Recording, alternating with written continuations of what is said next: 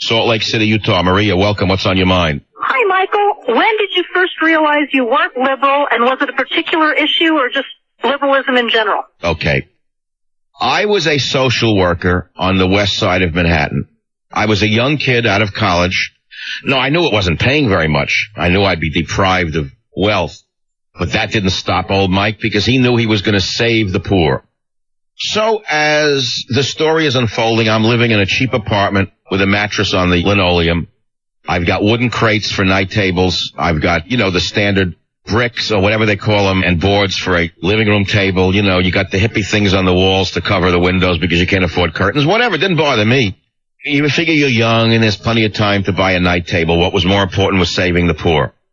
So now I'm a welfare worker. I'm on the west side of Manhattan, and all of my so-called clients, you understand that they weren't welfare recipients. You had to call them clients.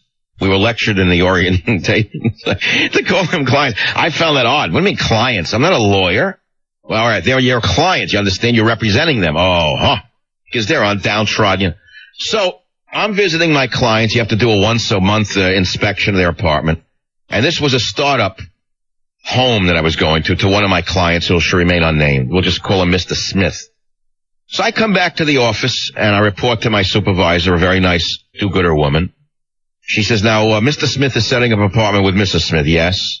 She said, mark this down. Does he have any furniture? No. Okay. He needs $350 for a bedroom set. That's a bed, that's a mattress, that's a box springs, that's 2 things and 2 lamps.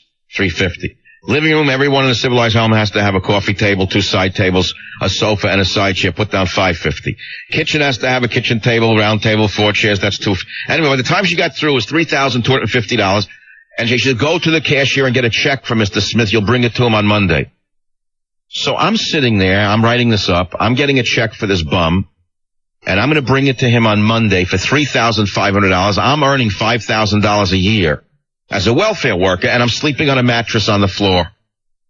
Well, soon thereafter, I came to understand that the whole system was perverse. It was upside down. And what's interesting to me is that there have been some bad articles written about me by mean-spirited, narrow-minded, just horrendously closed-minded, arrogant fools on the left who think that they're just the epitome of tolerance. And they're all trying to prove somehow that because I held liberal beliefs 20 years ago, and now that I hold conservative beliefs, that somehow I am either a split personality or I am a hypocrite. And what I very clearly said, then I was a boy, now I am a man. Those were boys' ideas, now I have a man's ideas. I've evolved. Haven't you evolved? Is there a person listening to this show over the age of 40 or 30, for that matter, who has not evolved politically one way or the other? Left to right, right to left, you've all evolved. If you haven't, then you're hopeless. You're supposed to evolve and change.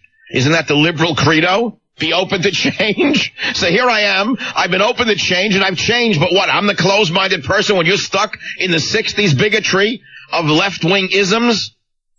No, you evaluate the record and you find out that these biased, closed-minded, arrogant liberals don't even realize that their views are predetermined by their prejudices, which speaks only to their tunnel vision and their simplistic mentality. Savage.